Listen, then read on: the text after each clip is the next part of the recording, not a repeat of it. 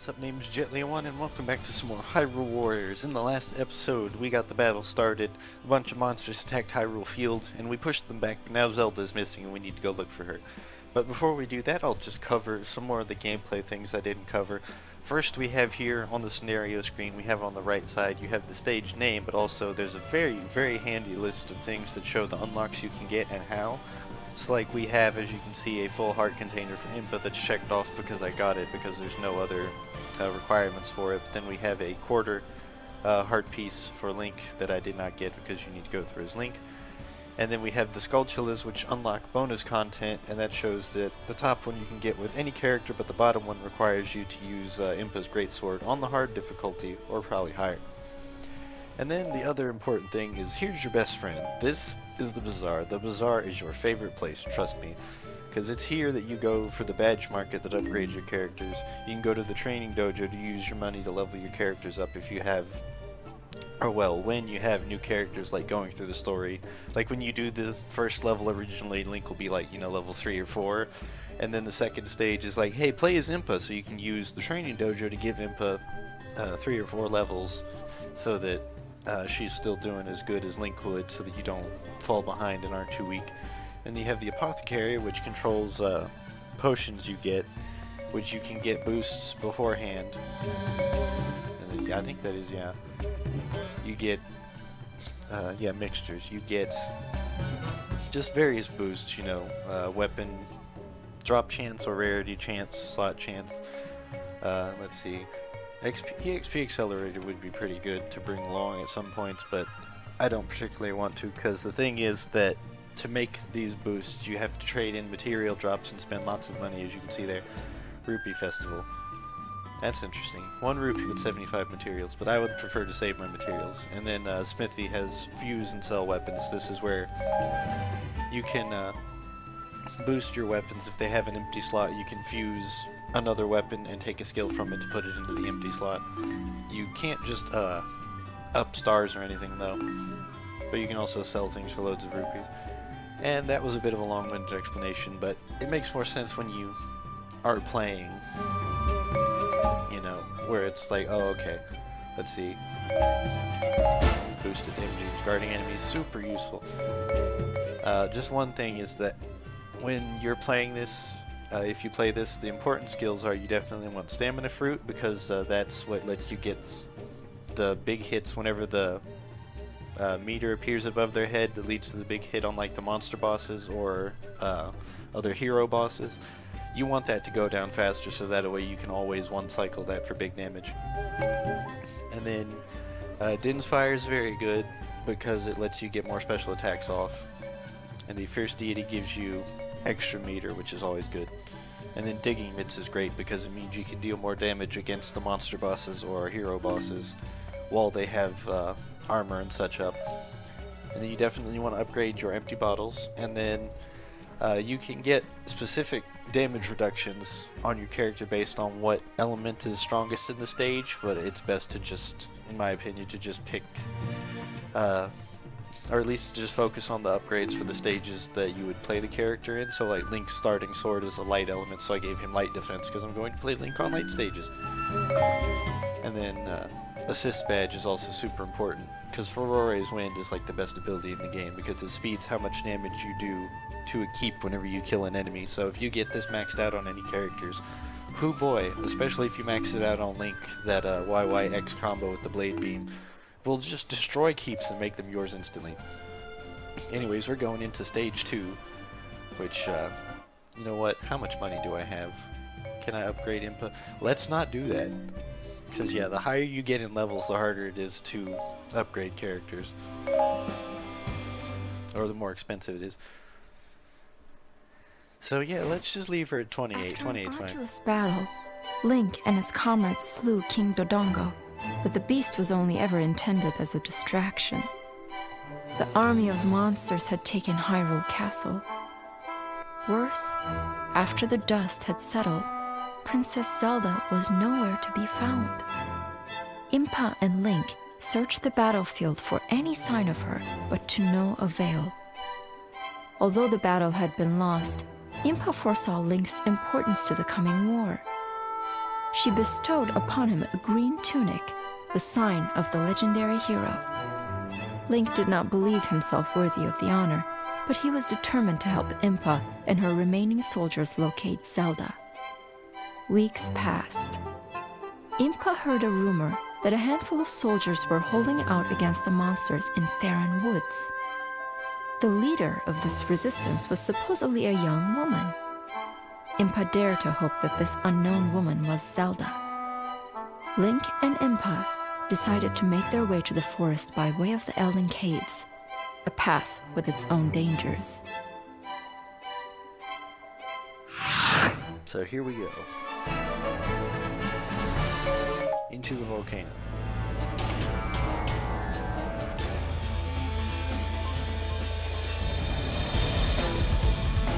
And even though I love the aesthetic of this stage, I hate this stage just because the layout of it's pretty garbage. Now let's see here. Okay. I think YY actually is usually a pretty good quick fear attack on all the characters.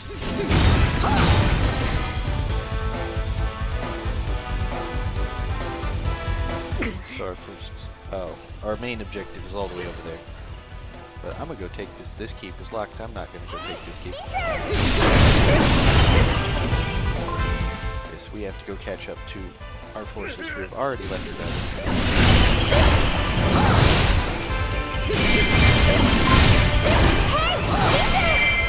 The soldiers are in trouble. We have to hurry. Where are they? Maybe with Hyrule Captain. Okay.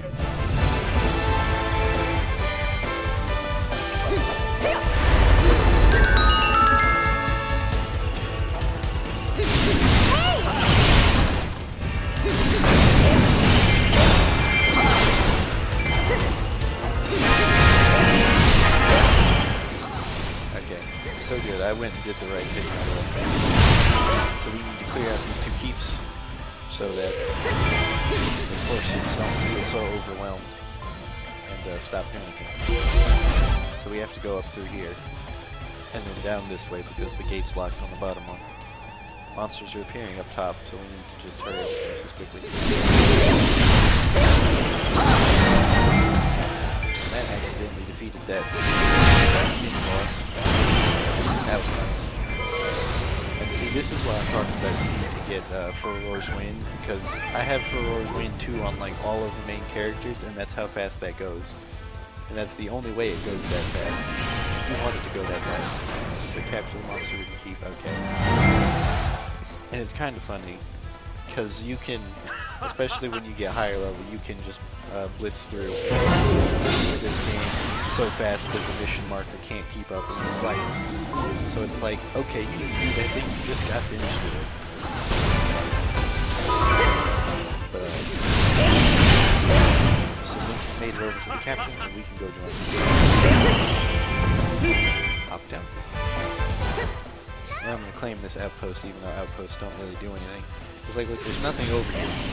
And having the outpost will spawn troops for you, but the troops don't move, and you can't command them.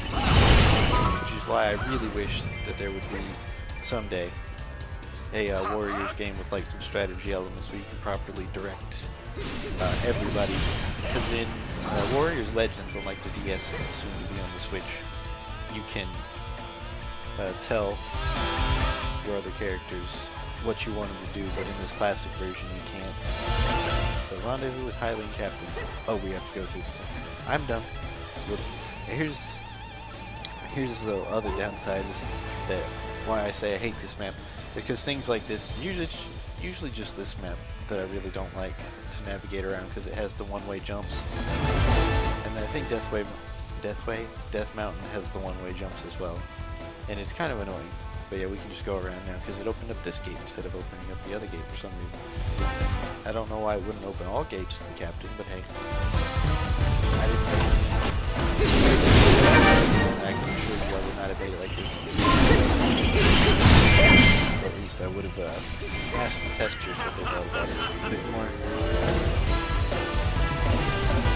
There's just little things like that get on my nerve. This game has a few of them, but thankfully not too many. Hey, makes me happy. I get to have a good time. I enjoy when I have a good time. It makes for better resolution. It makes me happy when I go back and play the game. Instead of dedicating time to more Final Fantasy XIV or beating other games that I had not beaten.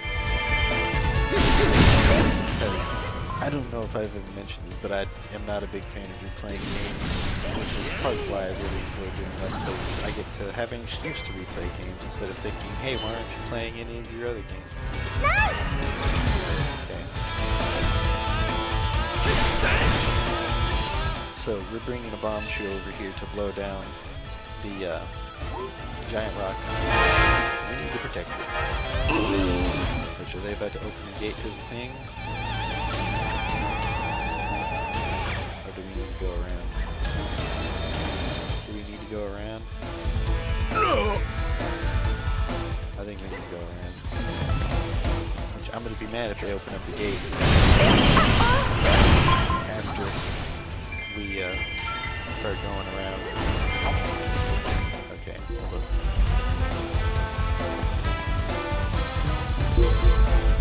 Dark forces have stopped the bomb chew. So, bomb chew on escort missions, you have to make sure there are no proper health bar enemies near them, or it'll stop moving. And they will attack it, so you need to make sure that they don't all die. And Yido with a greatsword, because Impa is awesome.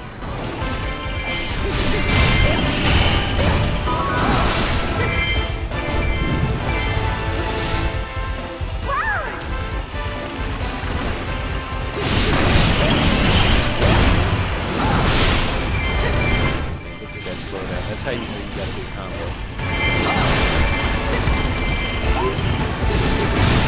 I really hope that the Switch version of this does not have that slowdown. Because if I remember right, Legends on 3DS had a bit of a trouble with that as well.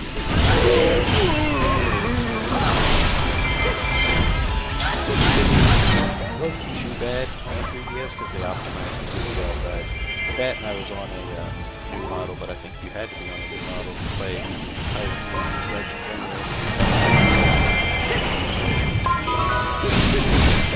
Alright, so we've got this square, taking control of the volcano, one fort at a time, and killing just massive amounts of enemies. We've already gotten 900, and to get the Skulltulas for the bonus content, it's 1,000, and then the Skulltula will appear somewhere on the map. And that's how you do that.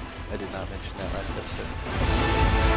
Like, this game is really interesting because there's like a lot of, like, it's a really simple game, but there's a lot of things underneath it that can make it a bit more complicated. Like trying to hunt for the secrets or getting the stuff for the characters.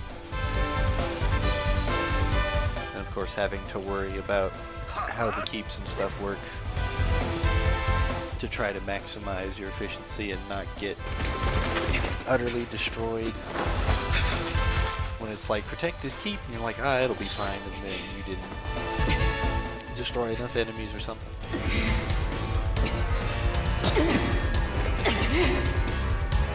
Oh no, a small pack of enemies. What are we gonna do? We're gonna rely on this awesome person.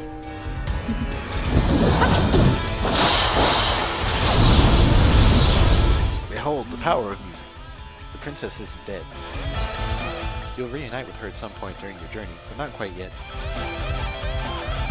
You can call me Sheik. Hi Sheik. I'm glad you made it out of Smash Bros. Safely. It's a name that comes from the Sheikah tribe. They were servants of the Hyrulean royal family. The Sheikah tribe? That's impossible. We can talk more once we get out of this cave. For now, let me join. Cool, Sheik joined the party. Now we have a bard. We have a knight, a warrior, and a bard. Okay.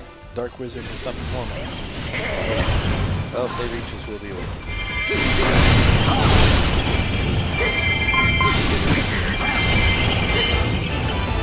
So we just need to keep moving through these crystal caves, which I love this aesthetic. Oh, that's actually a very good clear. Which I can't remember what they called it. I think it's just heavy, but I want to say breach art because I've been playing some on Kaga, and that's what they call holding the heavy button. Is each character's special breach art ability. Which this one's pretty good because it just slams through people. When you're high enough level, you can one-shot the trash mob. You do some damage. Cool, we found a bomb chute.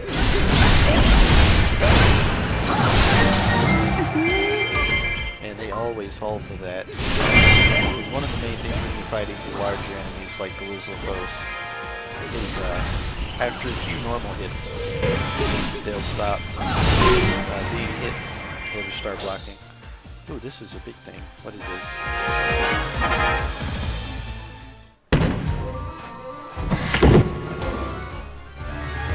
Oh, I think this is our... Yeah, this would be our introduction to sealed weapons, which would be a new class of weapon, but if you already have a sealed weapon, it will just give you a normal weapon bag.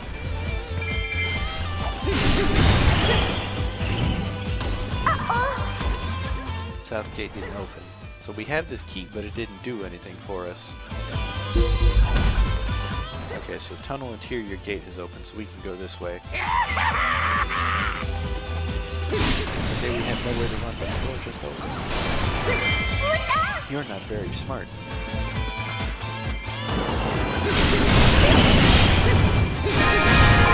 Finally defeat the spirit of the caves. Well, first let's take this. Because you always want to take keeps if you can. Just in case there's treasure. Most of the time it provides a tactic mission advantage anyways.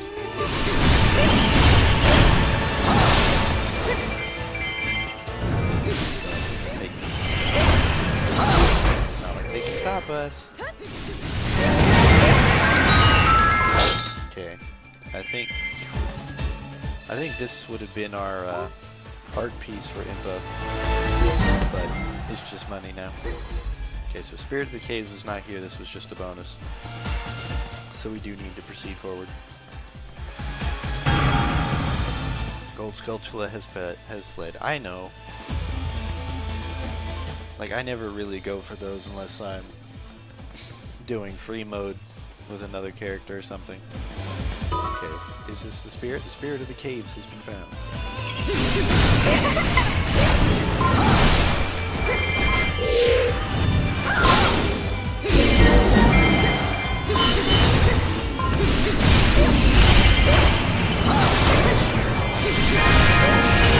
Defeat the Spirit of the Cave. See, you're a little behind.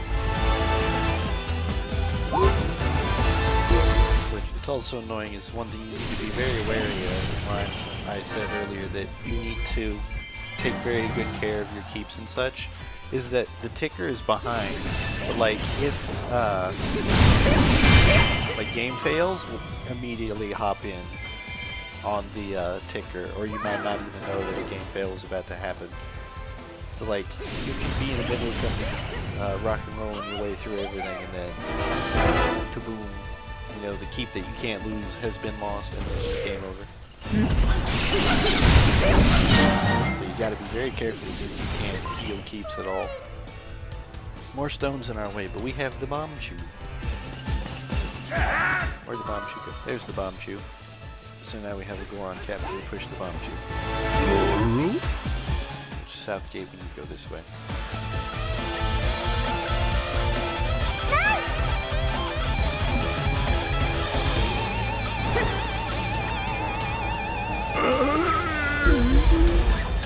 Okay, so we need more than one bomb chew. Uh-oh. We need to find the bomb chew. I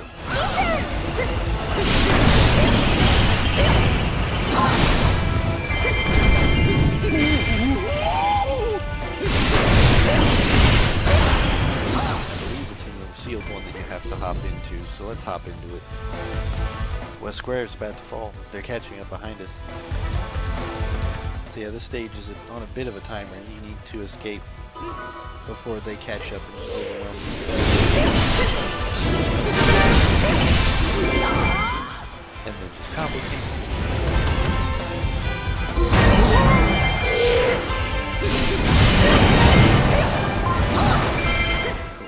So we found the bomb chute, and we've opened up the fortress. Or at least, doors are supposed to open. Yeah, it's a bit silly how slow the ticker is. Okay, so the doors are open, and we can go clear the way. Let's see, we should probably clear this while we're over here. Materials everywhere. I don't remember being over here. Why are there different materials? The combo can finish all of these of us.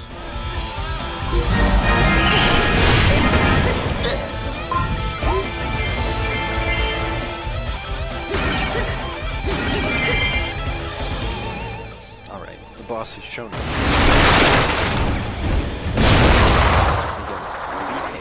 And secure our way out of here. Twisted Wizard.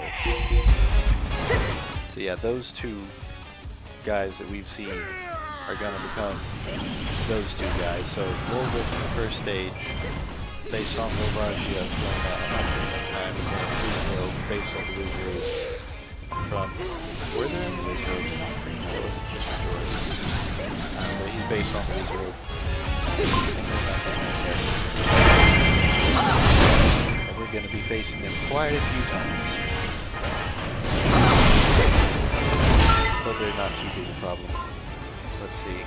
Was he up here? I think, yeah, he's attacking the upper bomb chamber. So hi, Wizrobe. Let's not get in that area.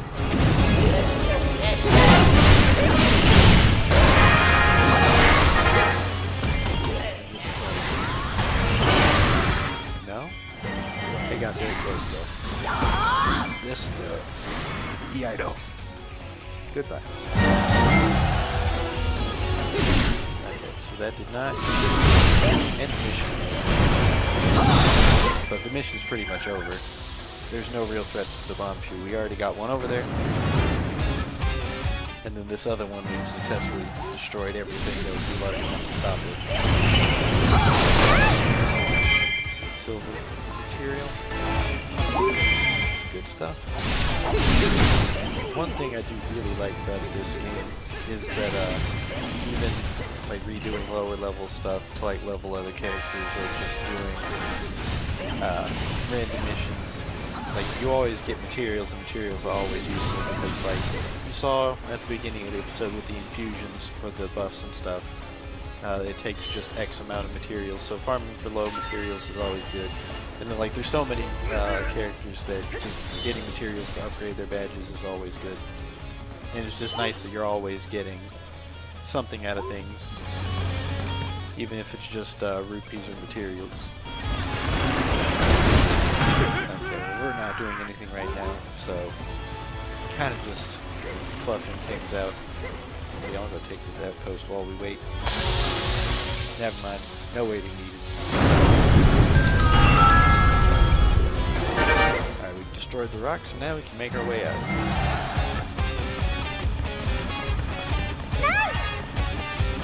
Okay, so we can still fight.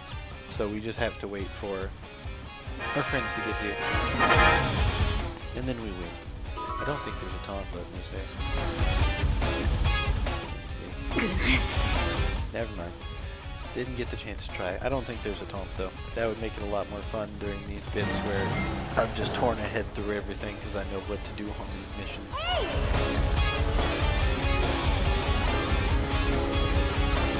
Alright, so now we can go look for the mysterious woman. I hope it's Zelda 2, even though wink wink nudge nudge maybe we don't need it to be. I think that's a generic victory line.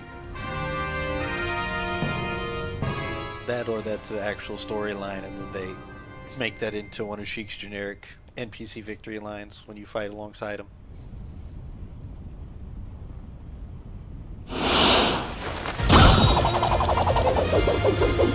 I don't know if we saw this after the last mission or not, because my memory's garbage, but every time you win a map, you get a character's victory score. And I love Impa's just because they're so casually, just kick the sword, make it land in the sheath, it's wonderful. Impa's so cool. Loads of money. Got a giant's knife, fire rod, got a sword. But at least we got something for characters we can use, but it's weaker than what we have. And the materials. Lots of materials. Good stuff. Anyways, this has been Jet1. We completed our battle for the episode, so I'll see you next episode when we go into the next battle in Far Onwoods to go look for Zelda. See you then.